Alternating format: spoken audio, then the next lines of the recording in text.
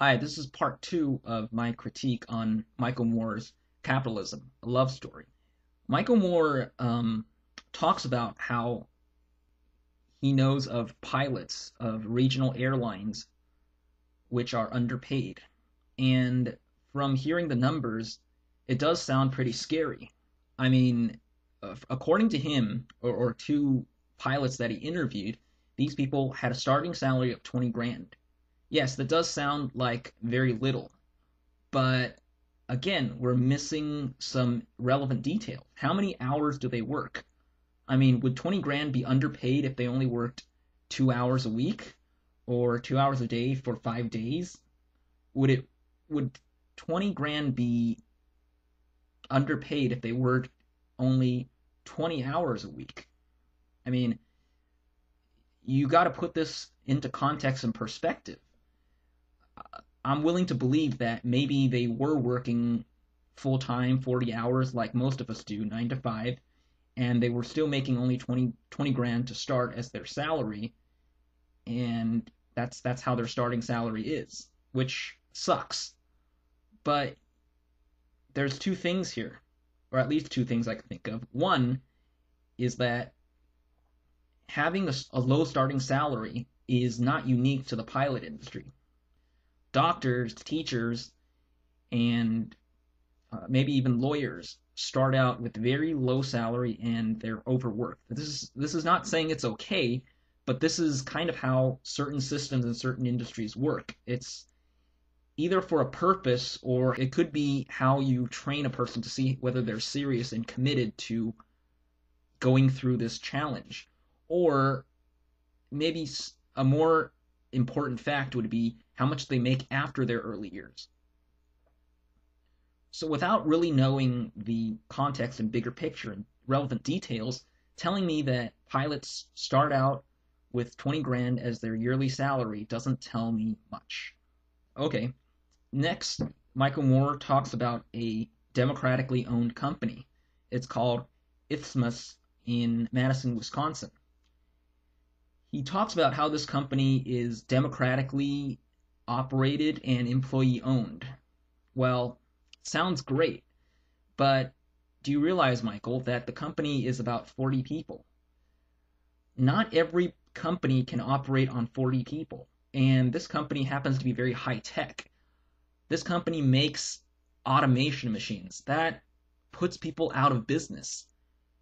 If you like making machines to put people out of work, great, but then don't complain that these people are putting people out of work and the people that they put out of work are suffering and we should feel sorry for the people they put out of work. You got to get your head out of this idea that work is good and unemployment is bad.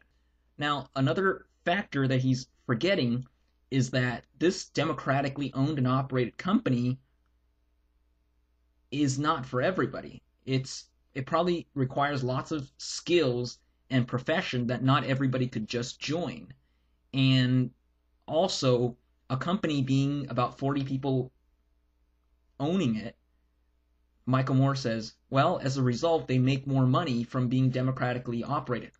But you have to remember that this is probably because they don't share it with new coming employees. They probably are not very welcome to new employees because that's how they stay responsible and keep the profits to themselves. Last time I checked, Michael Moore was very critical of people who don't share. But now I think he's praising the fact that this company, who doesn't expand as franchises do, as corporations usually do, is a good thing. So which one is it? Should you share and employ more people or not? You just can't have both. You see what I'm saying? Later in this movie, Michael Moore talks about how he was sad to hear there was a mailing campaign, probably something to do with finances. And the mailing campaign that he didn't like was sent out by people who worked in Flint, Michigan. So now Michael is complaining that people are put to work for an evil cause or a company that he doesn't believe in. Well, what's your deal, dude? Now you're complaining that people are working. First you complain people aren't working, now you're complaining people are working.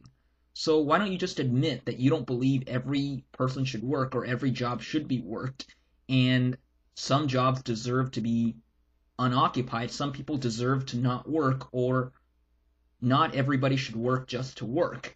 I mean, can you stop complaining that unemployment is a problem per se and really address that maybe your concern is either poverty or inequality, not unemployment?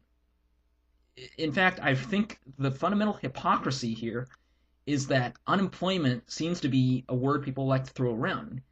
It's just a euphemism for poverty. Retired people are unemployed too. Unemployed does not mean you're poor, it just means you're not needed to be somewhere.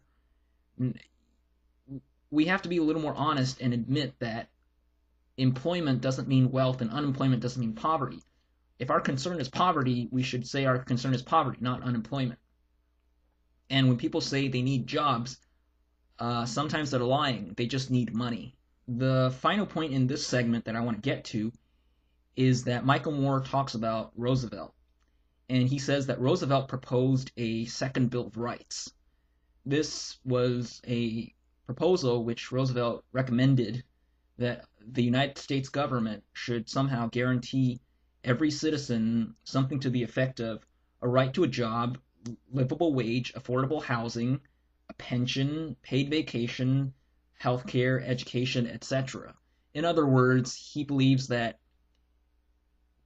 Americans should have an entitlement to equality or well-being. This sounds very good in theory. Michael Moore then reminds us that this never passed. So Roosevelt didn't live to see what he wanted to give us. Importantly, Michael Moore didn't necessarily leave this out, but I don't think he understood what it meant. He says that after the war, these evil countries that we defeated, Japan, Germany, and Italy, ironically got these Roosevelt rights that we didn't get ourselves. They lost the war, but they got the rights that we wanted but didn't get. Okay, wait a minute. Do you realize something here? What do Japan, Germany, and Italy have in common? They lost the war, okay?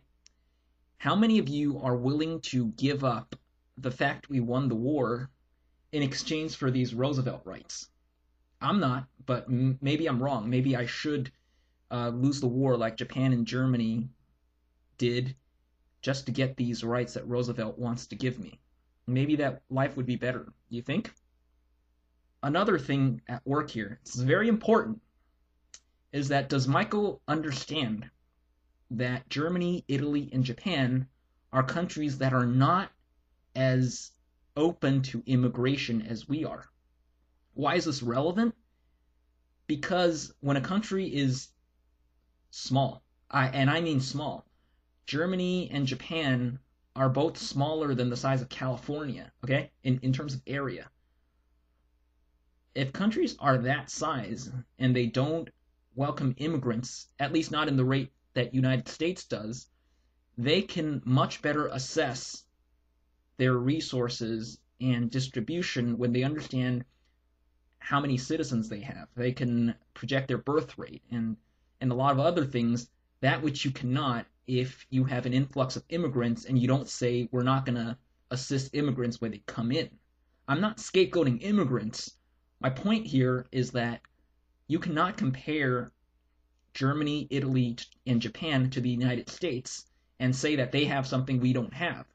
You have to understand we also have something they don't have. We welcome immigrants. We have a very big piece of land. We have 50 states. I mean, it's just no comparison. I don't know how else to ask this.